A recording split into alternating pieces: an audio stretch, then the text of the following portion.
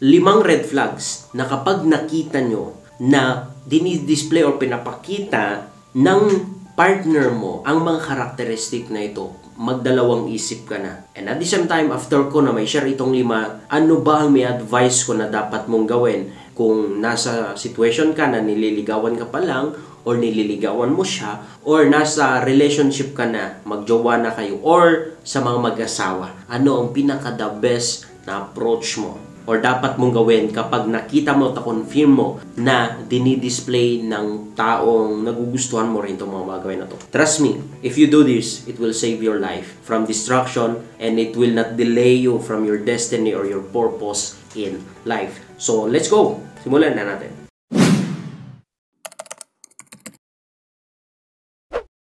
Number 1 na red flags or hindi maganda na karakteristik ng partner is that whenever na nagiging taga-ayuda ka lang sa relationship nyo. You know, there's nothing wrong na tumulong ka. There's nothing wrong na meron kang nagagawa rin to make situation easy, to make situation na mas better. Pero ang problem dito, whenever na pinipressure ka na para tumulong, para magbigay ng ayuda, at the same time, panay ayuda ka lang ng ayuda. And sometimes ito ang worst, hindi pa nila na-appreciate. Parang hindi pa sila nakokontento or hindi pa sila nagiging masaya sa kung anumang binigay mo yun sa kanila. Then, that is the time that you say that is a red flag. Kasi ang relationship, ang love is that you don't love a person naman based sa kung ano lang binibigyan nila. Although ang relationship is that give and take, but ang foundation ng love is that it's not about what they give unto you. It's not about kung ano yung maibibigyan nilang serbisyo sa'yo. It's not about that. Mahal mo ang isang tao dahil mahal mo. Kasi once na nag-base yan sa kung anong binibigay niya, what if wala na siyang maibigay? Mamahalin ka ba? Ganun din kapag ikaw yung taga-ayuda. What if wala ka nang may ayuda? Mamahalin ka pa rin ba? Ganun pa rin ba yung pagtrato nila sa'yo, pagtingin nila sa'yo? And yun yung problema. That is why, kapag na-display nila yung mga karakteristik na yan, then magdalawang isip ka na. Baka yung ayuda mo, ang mahal nila, hindi ikaw. So, okay? Mapa-relationship man or yung mga relatives mo, especially marami tayong mga viewers na abroad dito. From Bahrain, shout out sa mga Bahrain, sa Saudi, maraming taga-Saudi dito, Qatar, sa Middle East, marami din. Actually, marami din sa part ng US, marami din nanonood sa akin. China, wala pa akong nakikita na comment from China. But, if your relatives or yung mga, even kapamilya mo, huwag kang makulong sa salita na wala kang utang na loob. Yes, magbigay ka kung meron. Pero ang problema dito, kapag yun lang yung na-after sa'yo at hindi yung ikaw mismo, then that's a big problem. Be wise sometimes. You need to give the space or, you know, miwas ka muna sa mga ganitong klase ng tao. Whatever they say against you, as long as ginawa mo naman yung part mo, tumulong ka naman. And kung meron pa silang sinasabi, kung meron pa silang mga issues, then buhay na nila yun, okay? So, proceed tayo sa number 2 na red flags actually. Ang taong hindi or ayaw mag-move on from the past. It's a big red flag. Kasi kapag ikaw yung tao na nabubuhay sa past, it means nakakulong ka sa nakaraan. Yet, ang buhay natin is present or now and then future. We are not living in the past. The only thing na bit natin from the past is lessons and learnings and experience. Pero yung buhay in the past, yung mga traumas, yung mga negatives or hindi magandang nangyari, iwan mo na doon. Iwan mo na doon. Kapag yung tao, yung partner mo or yung taong naliligaw sa'yo is that hindi pa rin siya nakakumove on sa kanyang nakaraan, sa kung ano man ang nangyari sa inyo, it's a red flag. Kung hindi kanya kayang tanggapin, din mag-move on na lang kayo, maghiwalay na lang.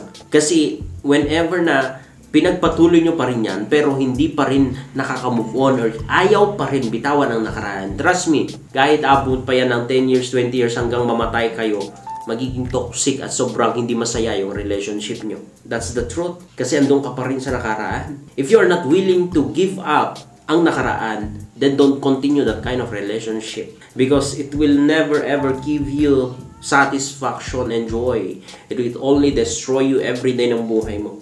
It will only destroy you. So, maganda ito kapag nakita mo isang tao na naliligaw pa lang sa'yo. Kung nasa situation kayo na magjowa pa lang, trust me, it is better for you na maghiwalay na lang. Kaysa mag-asawa kayo na ganun yung karakteristik niya, hindi pa rin siya nagbabago. Andun pa rin siya nabubuhay sa nakaraan. Ginajudge ka pa rin according sa nakaraan mo. then leave him or leave her. Kasi kahit mag-asawa kayo, hindi ibig sabihin kapag nag-asawa kayo magbabago siya, no? Dapat may pagbabago na sa kanya before kayo mag-asawa. So, please, it's a red flag. At kung ikaw naman mismo ang tao na hindi nakakamove on sa past, meron akong gagawin na video about sa'yo kung paano mag-move on sa nakaraan. Alam ko hindi madali, alam ko masakit, pero may mga proper na steps na dapat mong gawin. So, yun, red flags po yung kapatid. Proceed na tayo sa number 3. Is that whenever na dinidisplay niya yung characteristic ng isang narcissist. A narcissist person actually is very dangerous kasi wala nang iyang ibibigay na maganda sa'yo kundi distraction lang, kundi limitation lang, kundi delay sa buhay at hindi ka masaya at hindi ka masasatisfy sa relationship na mayroong narcissist na partner. Ano ba itong narcissist? Meron akong gagawin dito na gagawaan na lang ako ng video na mas deeper or topics about narcissist kasi narcissist is not an easy kasi it is backed up by demonic spirit. It is backed up by wicked and evil spirit. Ang isang narcissist person. Hindi yun madali. Kaya nga sabi ko, when you are in a narcissist relationship or partner, you need to leave kasi walang mangyayari na maganda. Ang narcissist, ito yung kinokontrol niya lahat ng bagay, pa-victim minsan na parang siya yung kawawa, kinokontrol niya or minamanipulate niya ang lahat ng bagay para lang siya yung magiging tama, para lang iikot sa kanyang mundo, para lang magiging favor sa kanya. Everything na ginagawa niya para actually sa kanya, hindi para sa'yo. That is why sabi ko nga hindi kanya mahal. Ang mahal na mahal niya yung sarili niya. And this is the problem kasi ang isang narcissist person, walang tunay na joy sa kanya, walang tunay na peace sa kanya. Why? Kasi he's always thinking of himself or herself. He always wants or she wants to control life, other people's life, situation, and that's a big problem because even God himself don't do that. If you allow that God will control your life, then He will control it. But if you don't allow it, then He will not do it. He is waiting for you. So, gagawa na lang ako ng video na mas detail about that. Pero kung nakikita mo yung characteristic ng isang narcissist, leave. Don't double think of it. Just leave. Okay? Number 4 na characteristic na dapat mong iniiwasan o red flag is that kapag marami siyang bisyo.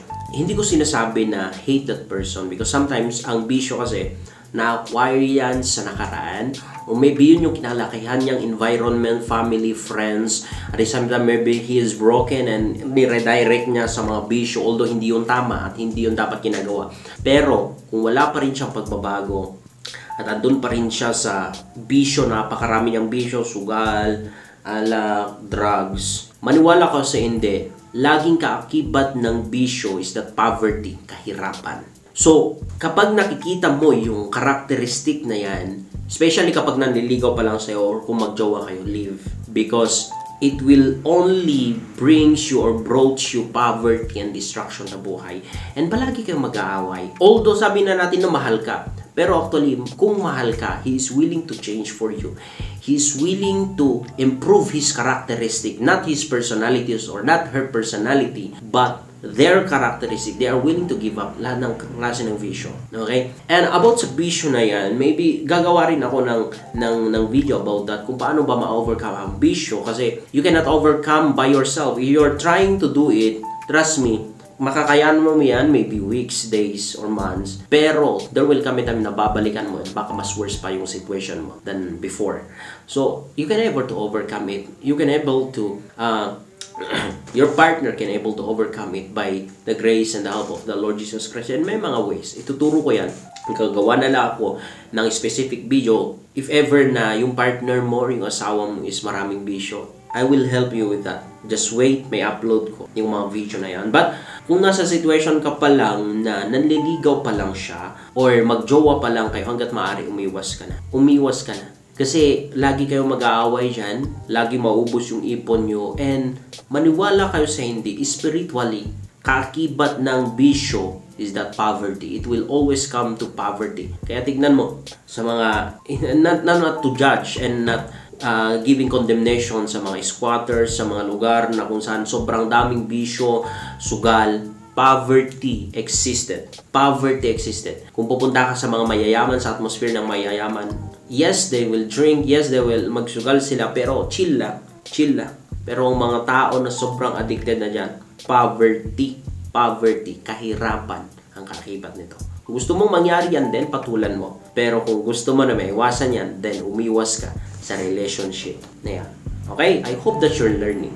And proceed na po tayo sa last but not the least, is that whenever that you feel like he is not or she is not the right person for you. Kasi minsan, hindi naman bababa ang Panginoon physically to tell you, anak, no, iwasan mo yan.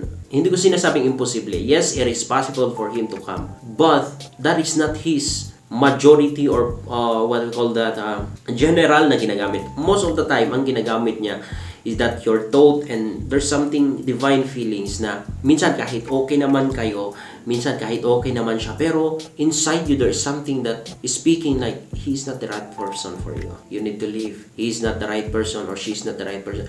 You need to listen to that voice because that's the voice of the Holy Spirit.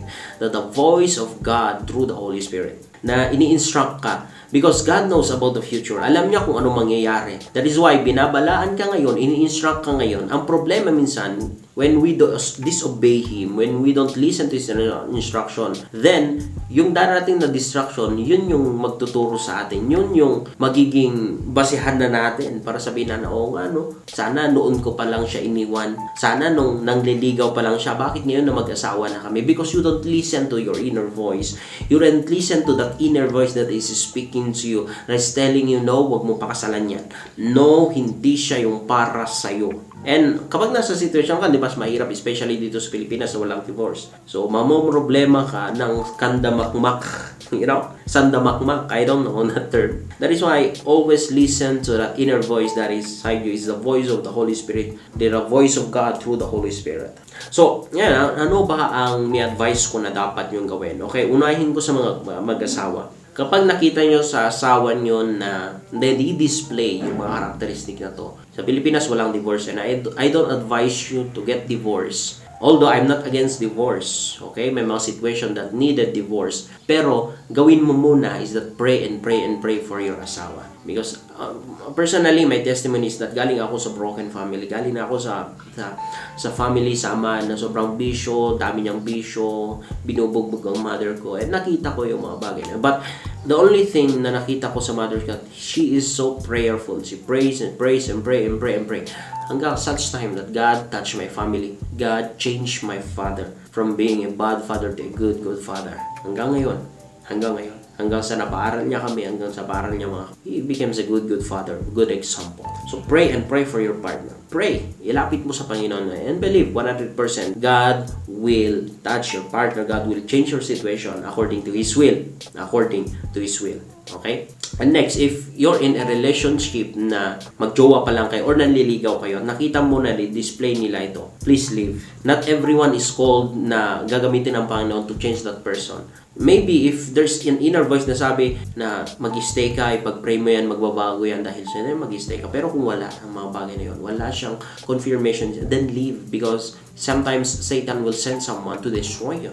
Satan will send someone to delay you from your calling, to delay you from your destiny. Na imbes na meron kang mas magandang destiny, magpapadala yan ng mga tao para i-delay ka, para sirain ka. And that's the problem. That is why I encourage you to leave.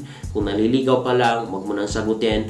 Or kung nililigawan mo pa lang, huwag mo nang ituloy. Or kung magjowa kayo, then makipaghiwalay. It's not easy, but think outside the box. Think broader, okay? And you will understand what I'm talking to you. So, that's it for today's video. I hope na meron kayong natutunan.